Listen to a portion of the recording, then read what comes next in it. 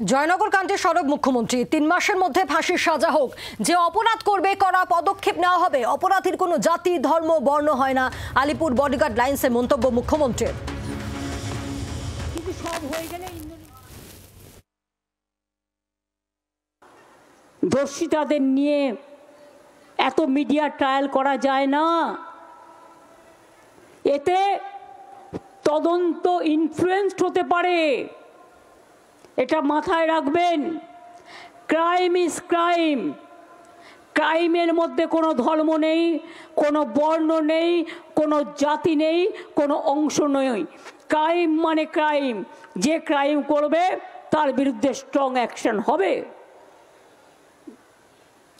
এবং আমাদের এখানে 3টে ফাঁসির অর্ডার অলরেডি হয়েছে। আমি চাই কুলতলির ঘটনাটাও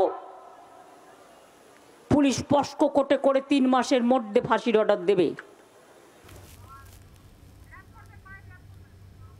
জয়নগর কাণ্ডে সরব মুখ্যমন্ত্রী 3 মাসের মধ্যে ফাঁসির সাজা হোক, যে অপরাধ করবে কড়া পদক্ষেপ নেওয়া হবে, অপরাধীর কোনো জাতি ধর্ম বর্ণ হয় না, আলিপুর বডিগার্ড লাইন্সে গতকাল মন্তব্য মুখ্যমন্ত্রীর।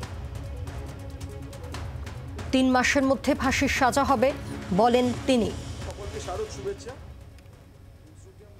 আরজিকর কাণ্ডের আবহে রাজ্যে ফের ধর্ষণের অভিযোগ, ধর্ষণ ও খুনের অভিযোগ যাকে কেন্দ্র করে তোলপাড় হয়।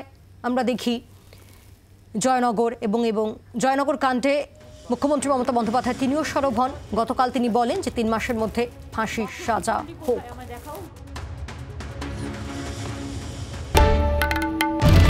বাংলার আওয়াজ, বাঙালির আবেগ, জি 24 ঘন্টা।